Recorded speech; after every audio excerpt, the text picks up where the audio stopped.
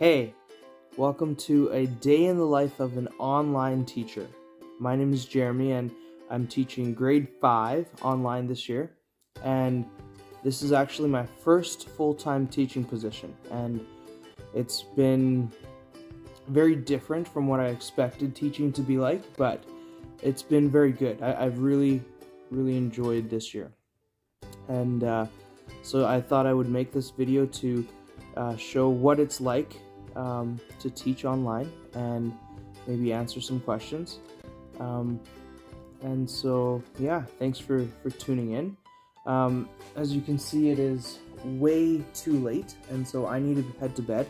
So I will see you tomorrow morning. See ya. Good morning. It is 6:30 and it's time to get my day started.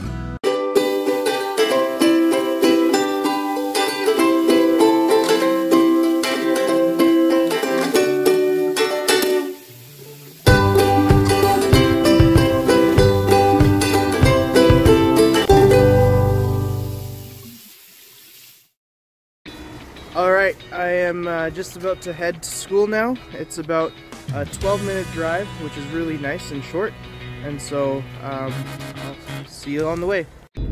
On the way to school now, on the drive, I find this is a good time for me to just spend time with the Lord in prayer and praying for the day. Like I said, it's only 12 minutes. It's nice that it's very close. And it's actually a really neat story of how I ended up with this job. It was definitely of the Lord, and from Him, and yeah, I will probably share that once I'm not driving. Alright, I am at school now, at work, and this is my classroom. And as you can see, it's very bare, very empty, and that's because my teaching and my classroom is really over there. There's my desk, and I'll show you my setup that I have. I have two monitors here that I use for teaching. Comes in handy. With one of them I can see the students, the other one I can see like the PowerPoint slide or whatever is being taught. Here's my map that I like to keep behind me. Comes in handy for social studies. And Canadian flag, of course.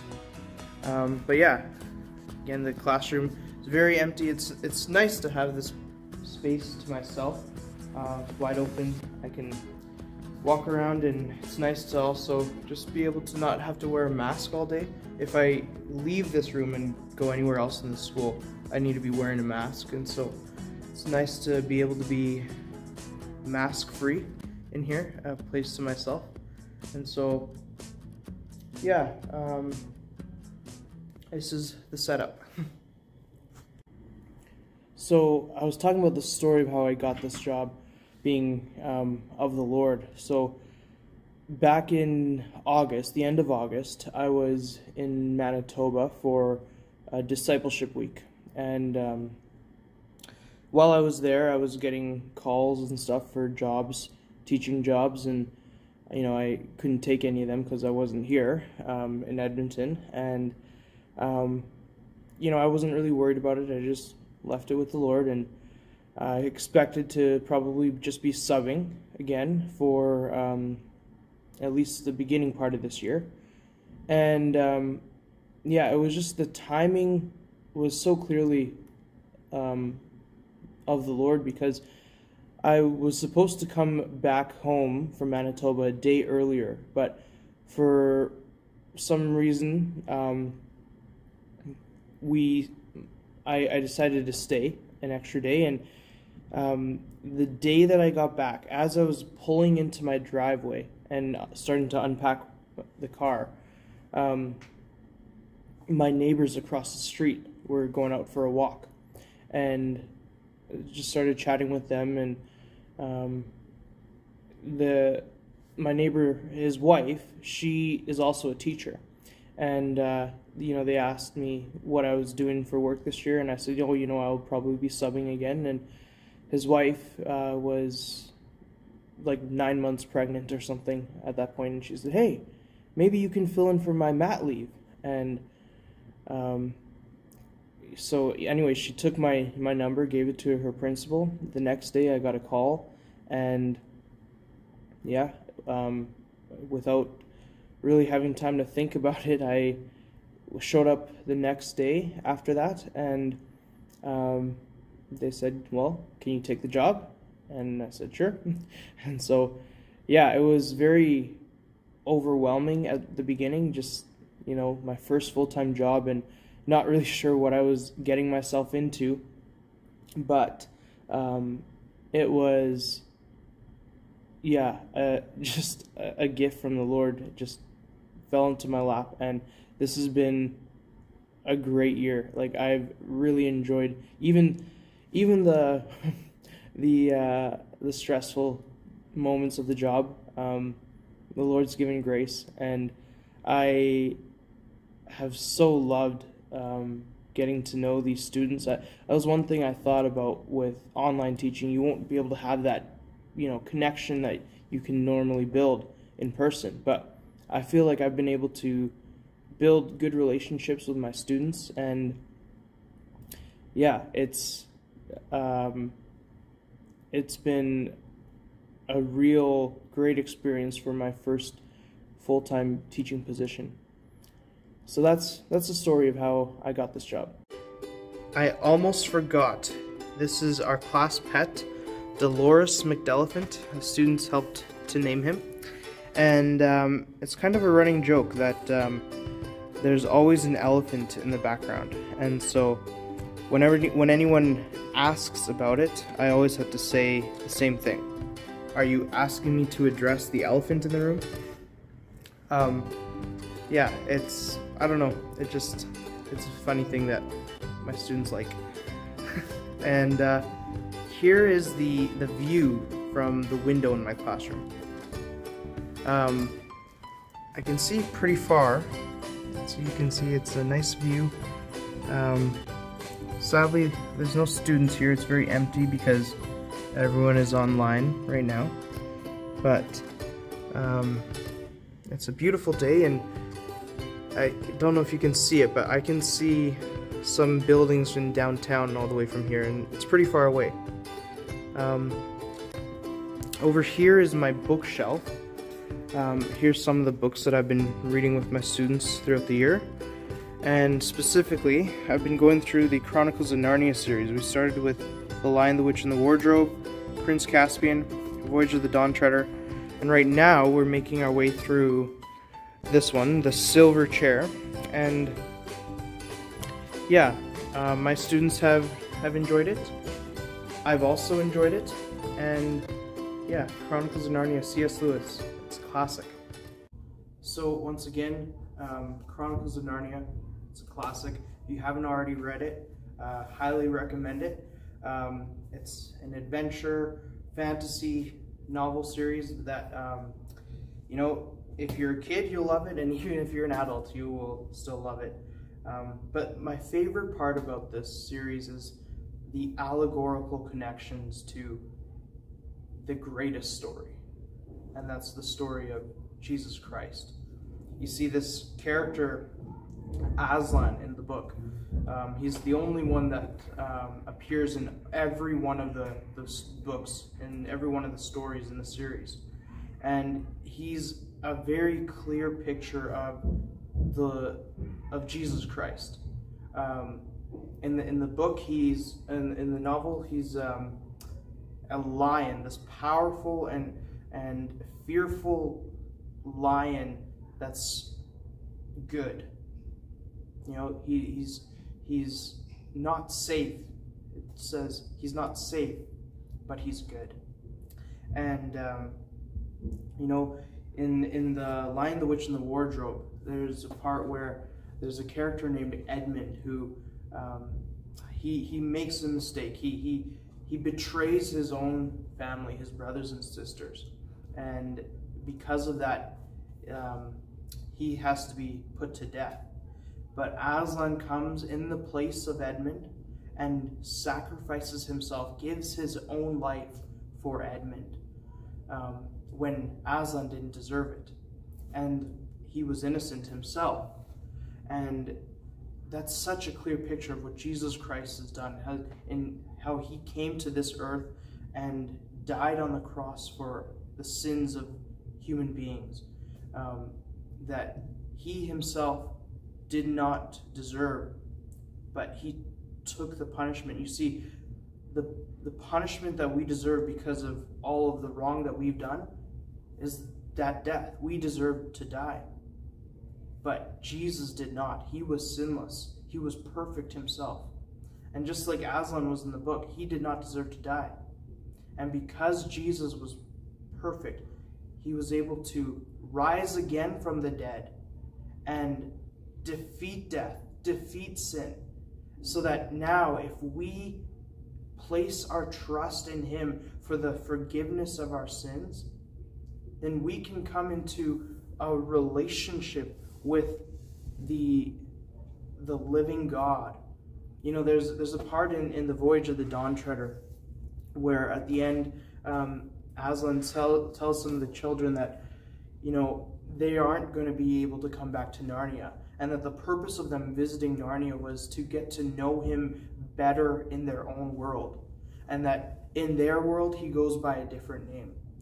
Well, when we read that as a class, I remember one of my students remarked, you know, I wish they told us what his name was in our world. His name is Jesus. Jesus Christ. You know, someone has said that Jesus Christ is not just another great story, but rather he's the one to whom all the great stories point to. He's the truth that all the great stories point to. And so, again, if you have not read the Chronicles of Narnia, I cannot recommend it enough. You will not be disappointed. So my schedule for teaching, for online teaching, is a little different than if I was teaching in person. I only really have 2 classes with the students over Google Meet every day. And the first one is, well, I have office hours from 8:45 to 9:30. And so if students have questions, they can meet with me then. But our first class is at 9:30 to usually about 11 o'clock, depending on what we're doing. And then after that, they have asynchronous time in which they work on projects or assignments on their own. And, you know, I'm available again if they have questions.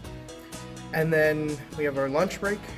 Then at 12:45 is our second class in the afternoon.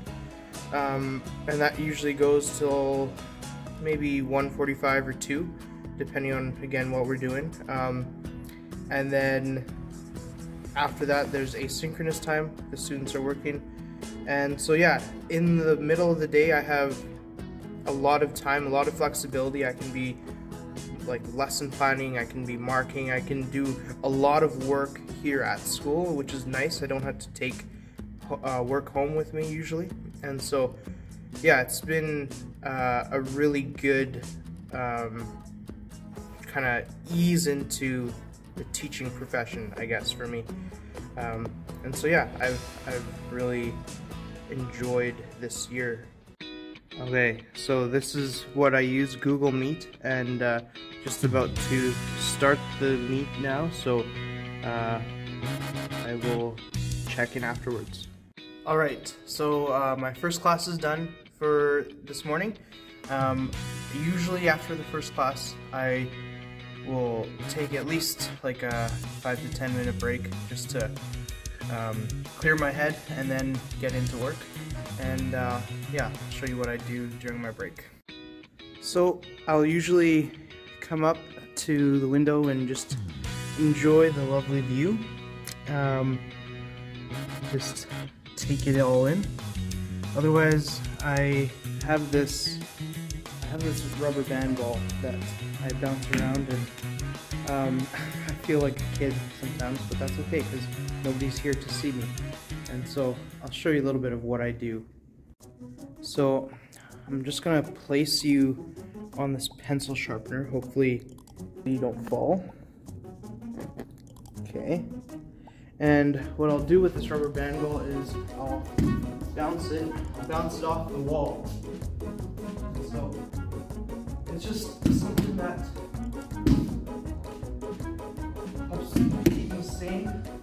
I can just bounce it for a little while, and you know, if I had a classroom full of kids, probably wouldn't be doing this. But since I have all this empty space, I can make use of it. Also, one day I told my students that I could do a cartwheel, and they didn't believe me, and so of course I had to show it to them with all this empty space here in my classroom. So I'm gonna try and attempt a cartwheel right now. Here we go.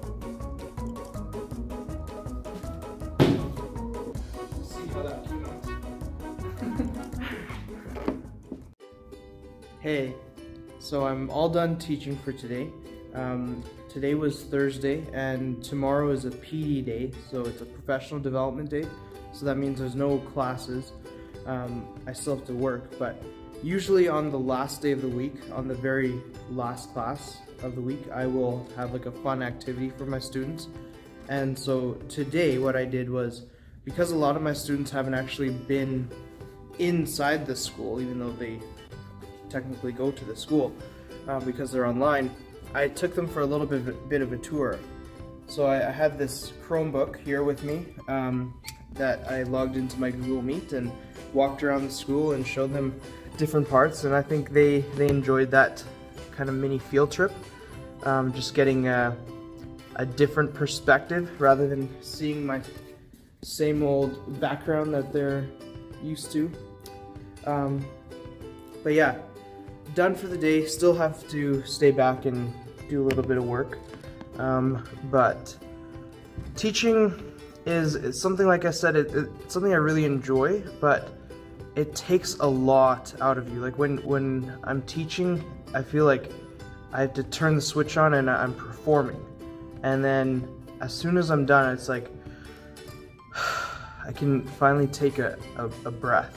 And you know, after a day of teaching, I'm usually ready to just get home and wind down, maybe take a nice long walk on a beautiful day like this, or do something to recharge my mind.